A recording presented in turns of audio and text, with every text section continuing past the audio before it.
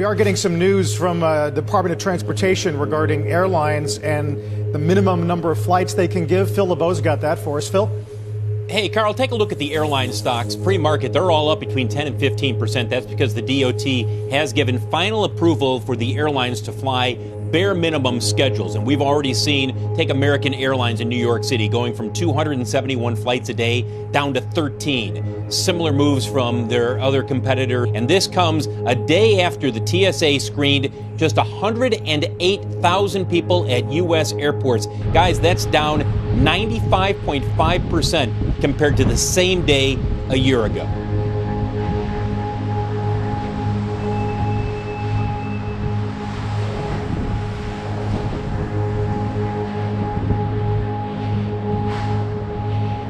The CDC is announcing additional steps Americans can take to defend against the transmission of the virus.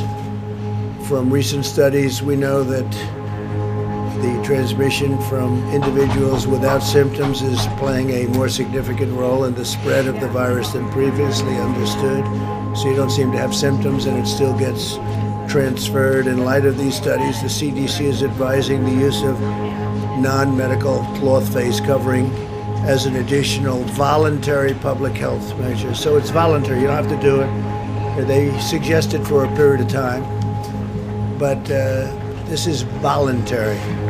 I don't think I'm going to be doing it.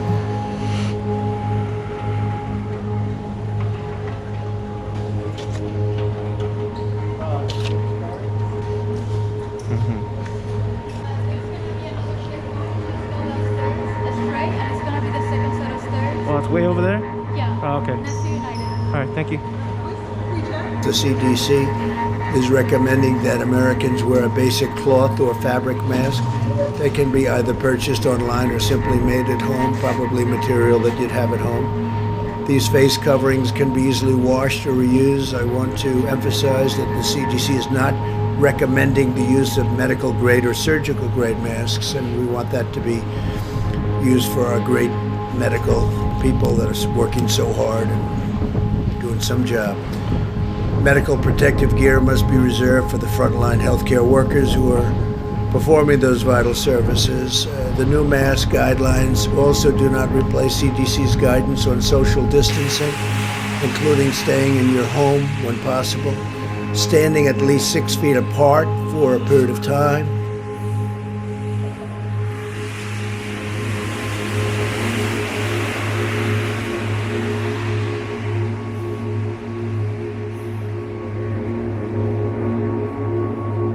Thank you for your words of discipline and determination. I guess that really describes what we're asking every American, to really be disciplined about these guidelines and really determined to stay in that space of execution. You know, we are just in week 3 of this full guidance measure. We really do appreciate the work of the citizens of California and Washington State, because we do see that their curve is different. Their curve is different from New York, New Jersey, and Connecticut. And we really believe that the work that every citizen is doing in those states is making a difference, and it will make a difference for the frontline healthcare providers. We also are deeply grateful that despite the way their curve looks today, they continue to get ready for a different potential, so that they can ensure that patients, if they do get sick, have options and availability. To all the frontline healthcare workers in what we have referred to as hot zones, areas where the number of cases are quite significant, the New Orleans, the New York City metro area, including New Jersey and Connecticut, the incredible work that the frontline healthcare workers are providing. We're really working now at a much more granular level, talking directly to hospitals to ensure that they have the supplies that they need in coordination with state and local governments.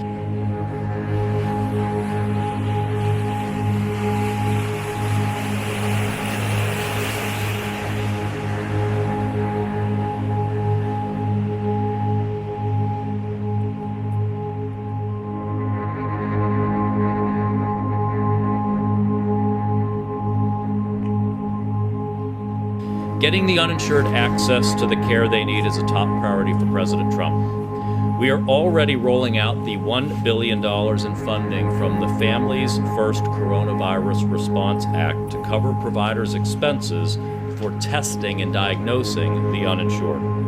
The CARES Act, signed by the President, includes another $100 billion for healthcare providers.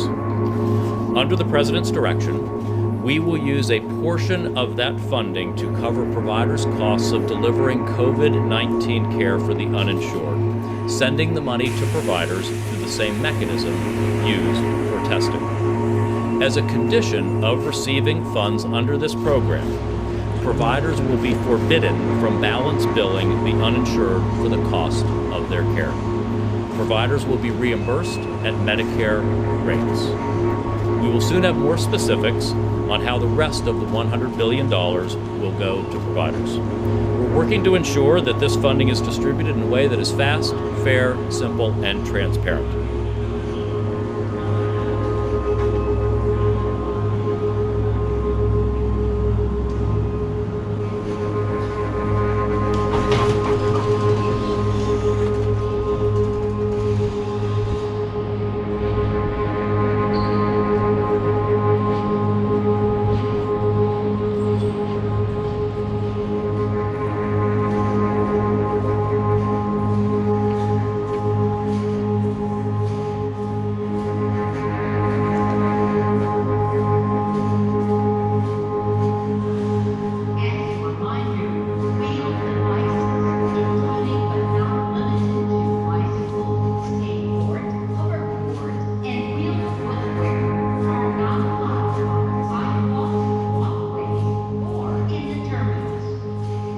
I want to unpack the evolution of our guidance on masks because it has been confusing to the American people. First of all, I want people to understand that the CDC, the World Health Organization, my office, and most public health and health organizations and professionals originally recommended against the general public wearing masks because based on the best evidence available at the time, it was not deemed that that would have a significant impact on whether or not a healthy person wearing a mask would contract COVID-19. We have always recommended that symptomatic people wear a mask because if you're coughing, if you have a fever, if you're symptomatic, you could transmit disease to other people. What has changed in our recommendation? Well, it's important to know that we now know from recent studies that a significant portion of individuals with coronavirus lack symptoms. They're what we call asymptomatic. And that even those who eventually become pre-symptomatic, meaning that they will develop symptoms in the future, can transmit the virus to others before they show symptoms. This means that the virus can spread between people interacting in close proximity. For example, coughing, speaking, or sneezing, even if those people were not exhibiting symptoms. In light of this new evidence, CDC recommends and the task force recommends wearing cloth face coverings in public settings where other social distancing measures are difficult to maintain.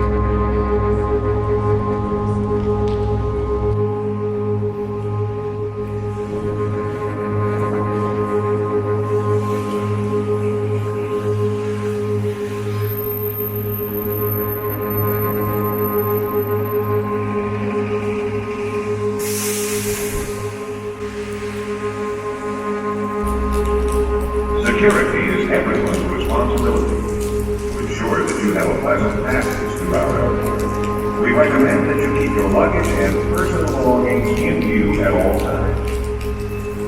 Luggage and parcels must be attended at all times. Do not leave your luggage and parcels unattended as they may be removed in accordance with TSA regulations.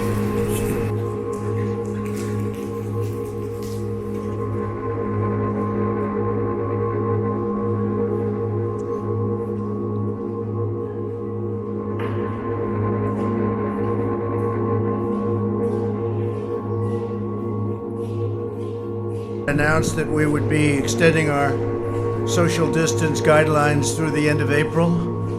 This is based on modeling that shows the peak in fatalities will not arrive for another 2 weeks. The same modeling also shows that by very vigorously following these guidelines, we could save more than 1 million American lives. The FDA has also authorized the Batil's N95 respirator mask sterilization kits, and they're going to be able, each machine now, to disinfect 120,000 masks per day. It could go up to about 20 times for each mask. So each mask can go through this process 20 times. And they have 2 in Ohio, 1 in New York, and 1 will soon be shipped to Seattle, Washington, and also to Washington, D.C. So that's going to make a tremendous difference on the masks.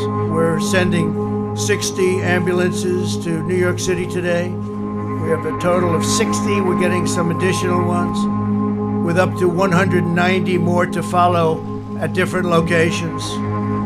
To date, FEMA has obligated more than $1.3 billion in federal support to the state of New York. So we're spending a lot of money in New York. It's a hotbed. There's no question about it. In addition to the 8,100 ventilators that we've already delivered over the next 48 hours, we're delivering more than 1,000. We're going 400 ventilators are going to Michigan very shortly, 300 going to New Jersey, 150 ventilators to Illinois, 150 to Louisiana, and 50 to Connecticut. FEMA and HHS already delivered 11.6 million N95 respirators, 26 million surgical masks, 5.3 million face shields, 4.4 million surgical gowns, and 22 million gloves.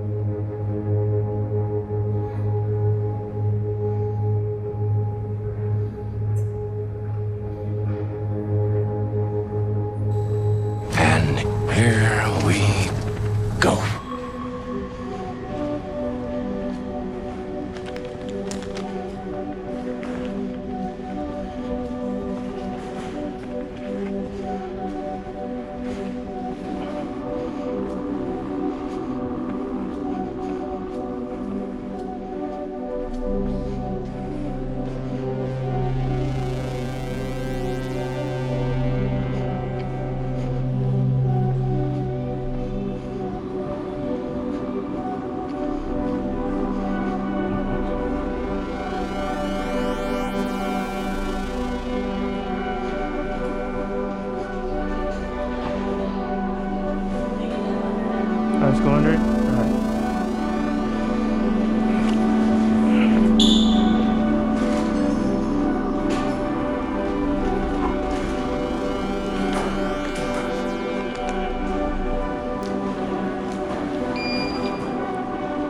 Thank you.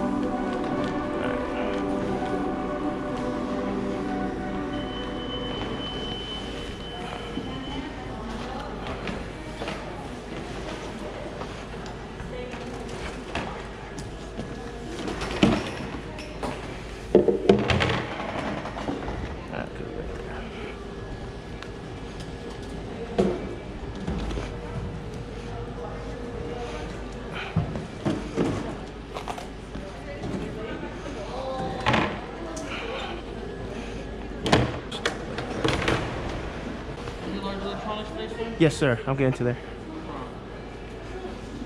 How's your day going so far? Really slow. Yeah, it is. It is.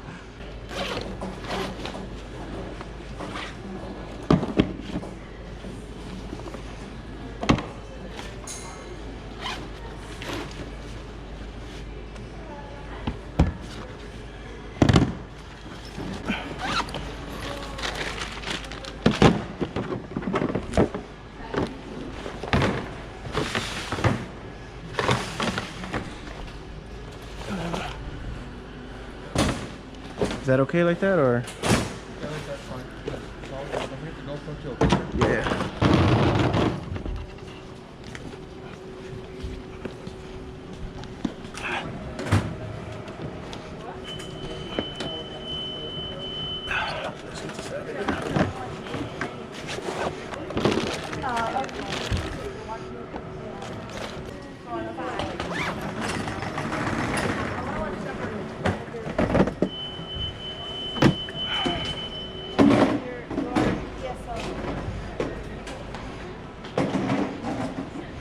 Proclamation declaring a local state of disaster because of the spread of coronavirus within the city of Dallas. Now, this wasn't a step that I took lightly. I think everyone here understands the temporary economic hardships that this decision can create, but this was a necessary step to respond to a rapidly evolving situation in our city and in our country and around the world. Given that we now have evidence of community spread of coronavirus in the city of Dallas, we must act now to slow the spread. We've seen how this pandemic has escalated in the rest of the world. And we know that taking precautions immediately will save lives, especially the lives of our most vulnerable residents. And we considered how many government leaders elsewhere likely now wish they had enacted measures such as this when their numbers of reported cases were lower. This proclamation guarantees that your city leaders will have the authority to take quick, responsible, and decisive actions to protect the health, safety, and welfare of everyone in Dallas. Chief among those actions is limiting the size of crowds to 500 in any gathering. We decided on this limit last night after some discussion, and we were pleased that Dallas County and other cities in our region decided to follow suit. Dallas will no doubt be the city in Dallas County that is most affected by the limitation on crowd size, with almost all of the county's major event venues and gathering spaces being in the city of Dallas. We recommend that you keep your luggage and personal belongings in view at all times. Luggage and parcels must be attended at all times. Do not leave your luggage and parcels unattended, as they may be removed in accordance with TSA regulations.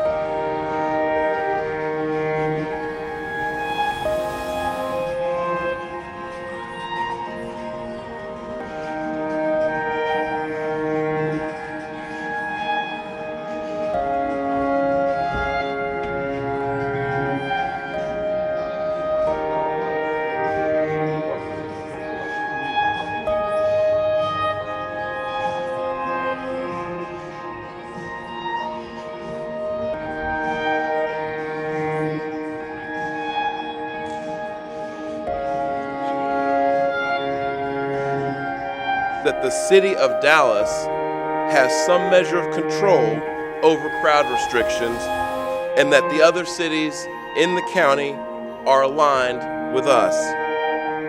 With this declaration, I have also directed our city manager to order all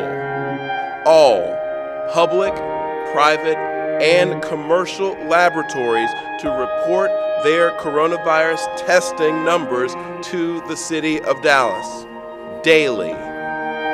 We can only fight aggressively against coronavirus if we receive accurate information and are able to disseminate that information quickly to the public.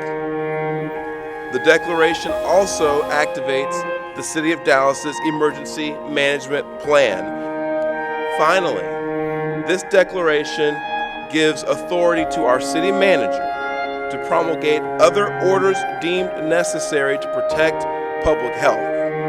That includes the ability to acquire sites for temporary housing units should we need to do so. This declaration is in effect for the next 7 days unless the Dallas City Council votes to extend it. It is my intention for the Dallas City Council to decide on that extension next week at a special called meeting at 9 a.m. on Wednesday, March 18th. At this meeting, we will also receive a briefing from Dallas County, which is the City of Dallas's contracted public health authority, and update City Council members on our joint actions and plans for dealing with the novel coronavirus.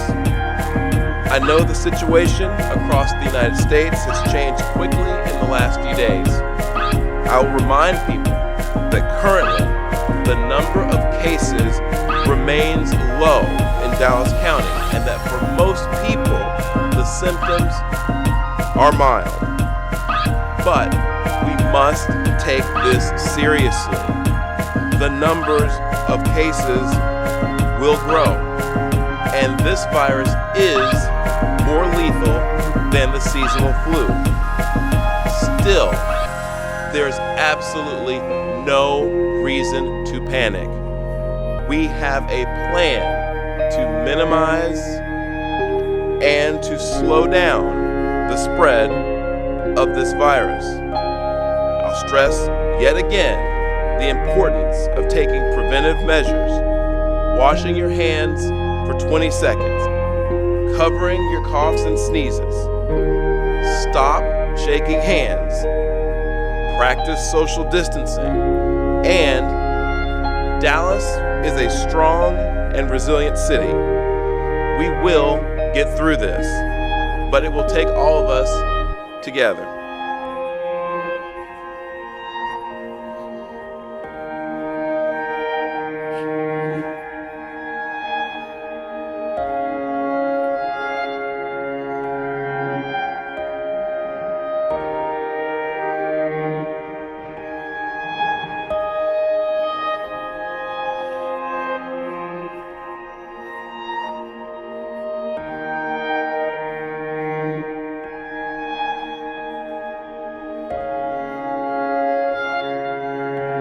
I want to start today by highlighting several critical developments on both the testing and treatment that will help us win our war against the coronavirus.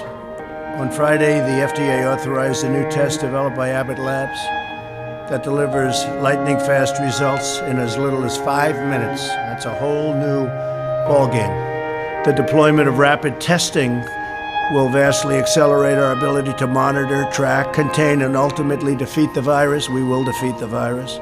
It will also allow us to test doctors, nurses, and other healthcare workers immediately and enable us to act quickly and aggressively to shut down the spread of the virus, so important in critical facilities like hospitals and nursing homes.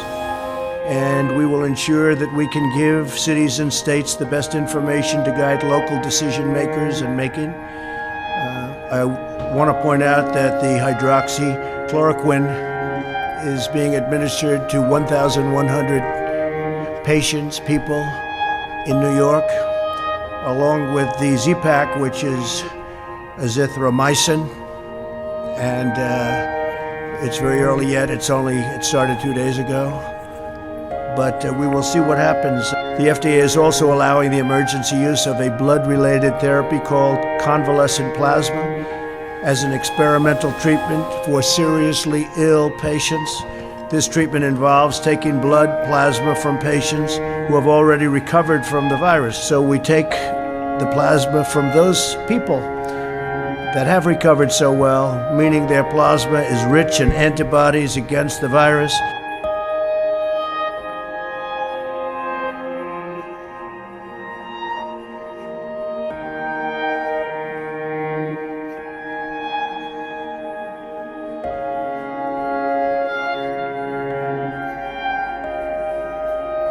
And more than 90% of Americans say they are staying home as much as possible, putting their lives, their careers, their educations, and their dreams on hold out of devotion to their fellow citizens and to their country.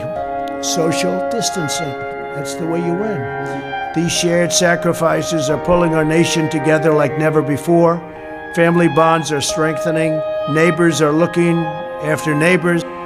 Communities are rallying for the cause, and all divisions are fading away. The Americans of every background are uniting to help our nation. I want the American people to know that your selfless, inspiring, and valiant efforts are saving countless lives. You are making the difference. The modeling estimates that the peak in death rate is likely to hit in 2 weeks. Nothing would be worse than declaring victory before the victory is won. That would be the greatest loss of all. Therefore, the next 2 weeks, and during this period, it's very important that everyone strongly follow the guidelines. The better you do, the faster this whole nightmare will end.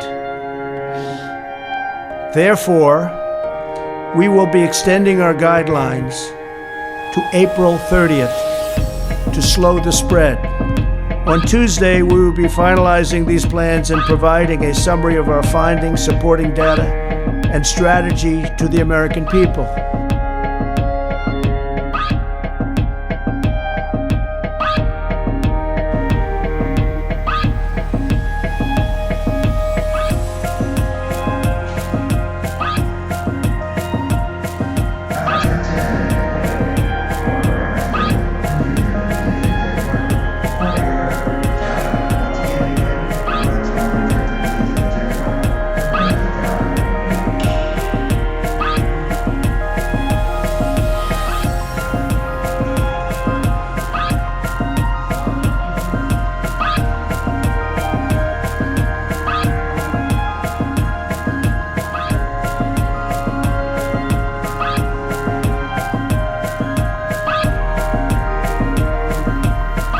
The United States has broken a bleak record, becoming the first country to confirm more than 2,000 deaths in one day.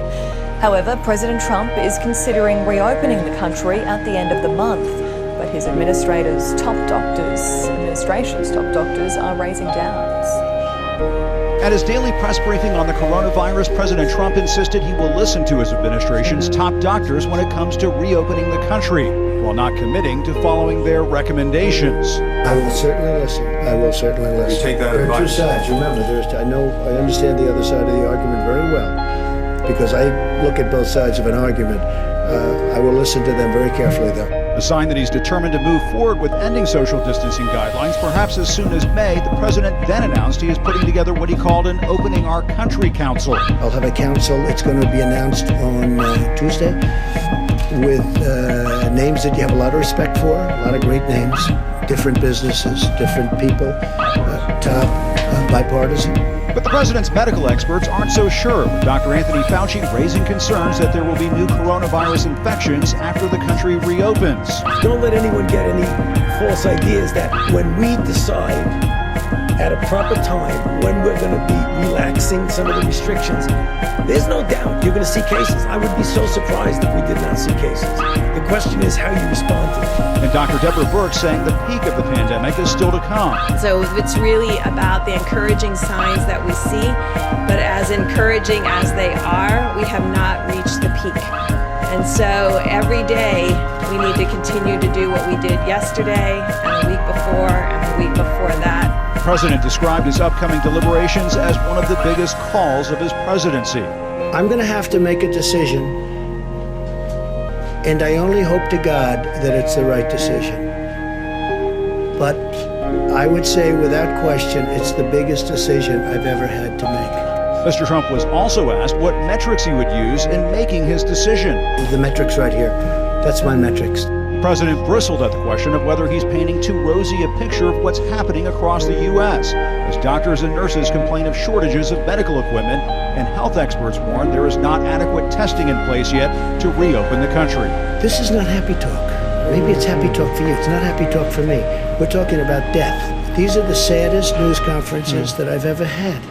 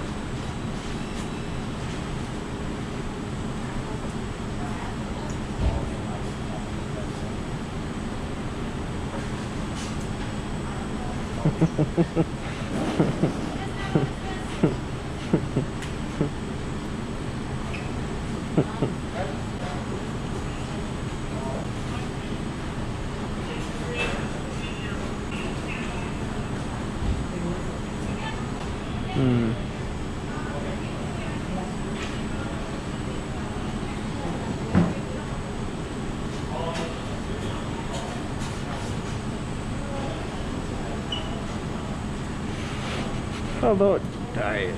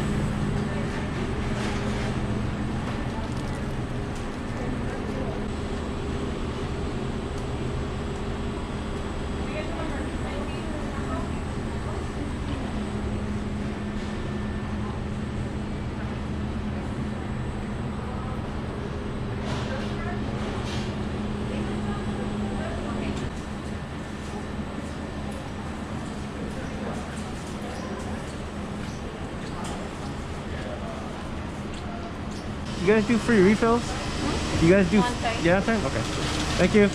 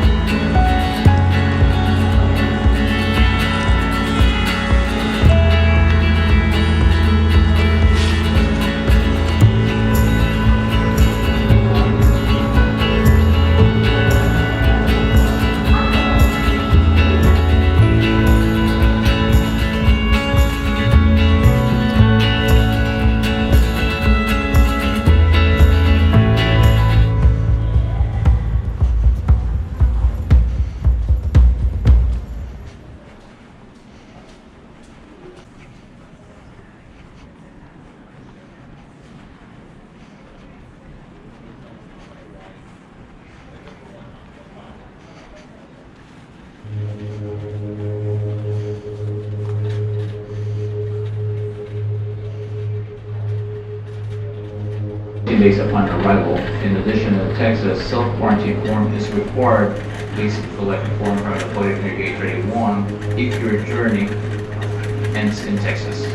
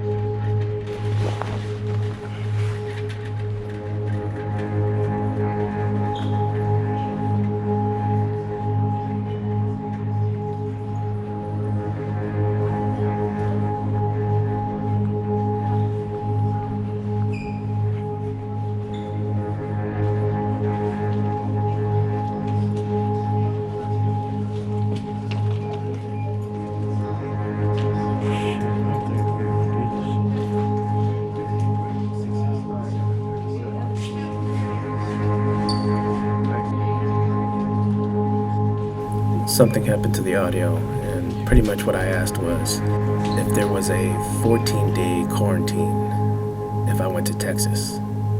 If you're terminating in somewhere in Texas. Yeah, because I got to return back this weekend, so I don't think that's going to work out, huh? I think. Work, are you an essential? Yeah. I'm not sure. I don't know if you have ID for the essential. I'm not sure. I didn't bring it with me, but Did you check luggage? Yeah. Well, I didn't check in. No, I just got carry on. Oh, just carry on? Yeah. Okay. It's up to you if you want to change it. Yeah, cause I only scheduled for the weekend, and then I heard about that. I was like, well, I don't want to spend these hundreds of dollars. Yeah, this is the one here. Okay. That's the form. Yeah. So once I sign this, I gotta stay in 14 days, 2 weeks. Barbecue. It's gone. I think I might just cut my losses, so I'm not gonna spend the extra $100 on hotels and car rental. Okay. So if you just want to get a refund, say I can do the 14 days. You didn't check luggage, right? No luggage. Just I appreciate it. Thank you.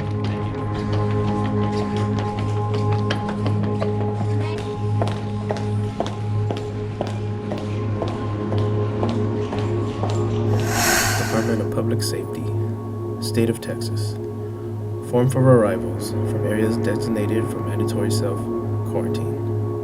Pursuant to the Texas Governor Executive Order GA-11, dated March 26, 2020, persons entering the state of Texas as a final destination from designated areas must self-quarantine for 14 days or the duration of presence in Texas, whichever is shorter, and must provide the following information: name, date of birth, flight information, driver's license, passport, telephone number while in Texas, home address.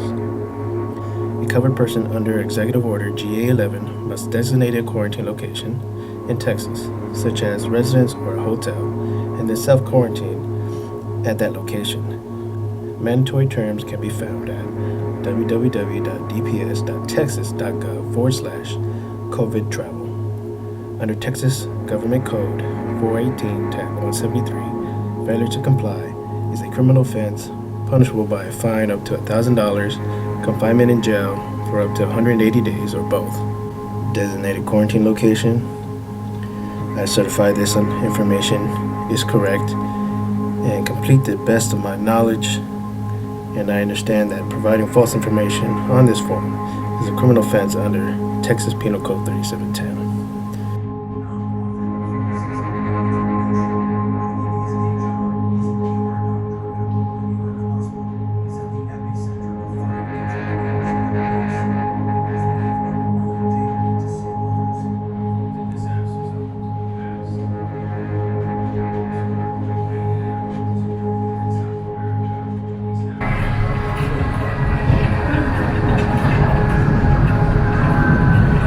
evening to you once again. Day 1161 of the Trump administration, 223 days until our presidential election. And this marks 2 weeks, 14 days since the World Health Organization declared the coronavirus a global pandemic.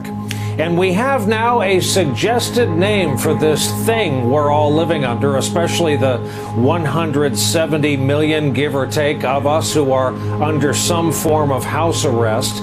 People have floated out the term, the Great Adaptation. And we should all hope that's all it is, by the way, and not a reformation of our country or our lives long term or the U.S. economy. It's historic. It has changed our country. It's taken people from us, and sadly, it will take more. And it's been ravaging different countries on its way here. 467,000 confirmed cases around the world now. The number of dead in Spain has now surpassed the death toll in China. As Great Britain remains in limited lockdown, we learned today Prince Charles has the virus. Mild symptoms. He's self-isolating. In this country, our president used today's White House briefing to accuse journalists sitting before him of writing fake news. He went after our allies. He relitigated his case against NATO. He still says he wants to get people out and about starting Easter Sunday or before, as he added today. In the real world, our country has now passed 65,000 cases, up roughly 10,000 since we last spoke here. The number of dead Americans is inching toward 1,000. Washington Post says this was the deadliest 24 hours thus far. For contrast, here's a little bit of that briefing at the White House. So important. Social distancing, such an important phrase. And we do it right now. The more lives we can save, and the sooner we can eventually get people back to work. As we fight to protect American lives, we're also protecting American livelihoods. We want to get everybody back working.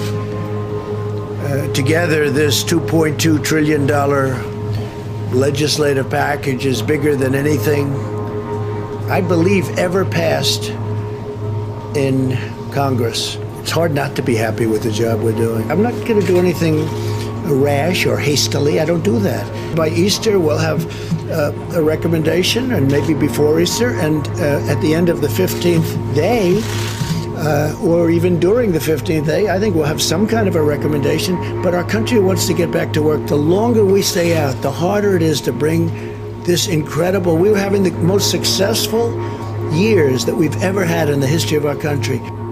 We also learned that this may just be the first round in the battle with this virus. Here is what Dr. Tony Fauci said during today's White House briefing. Notably, this was after the president had exited the room. What we're starting to see now in the Southern Hemisphere, in Southern Africa, and in the Southern Hemisphere countries is that we're having cases that are appearing as they go into their winter season. And if, in fact, they have a substantial outbreak, it will be inevitable that we need to be prepared that we'll get a cycle around. It totally emphasizes the need to do what we're doing in developing a vaccine, testing it quickly, and trying to get it ready so that we'll have a vaccine available for that next cycle. And today it was clear some local officials are in no hurry to roll those back. This thing is not going to even peak, we don't think, until May 1. So I don't want to mislead anybody. This is not going to occur overnight. There seems to be this narrative out there that we should just shut down the entire United States military and address the problem that way. That's not feasible. We have a mission. Our mission is to protect the United States of America and our people. And so we live and work in cramped quarters, whether it's an aircraft carrier, a submarine, a tank, a bomber. It's the nature of our business. But the chain of command has very clear guidance, and I'm confident between the commanding officers and the senior non-commissioned officers that they're taking every reasonable precaution to make sure we practice as best we can social distancing, sanitizing environments, etc., consistent with that mission. And that's what I trust. And I'm confident we'll do that, because keep in mind, we have a job to do, and we will continue to do it, defend the United States of America.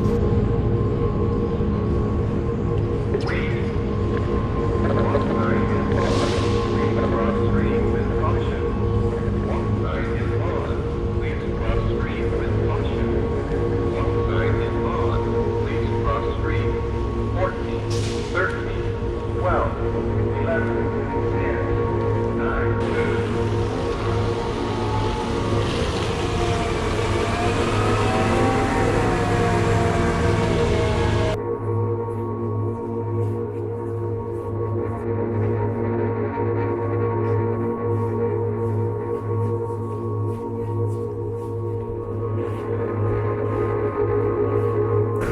recommend that you keep your luggage and personal belongings in you at all times. Luggage and cargo must be attended at all times. Do not leave your luggage and cargo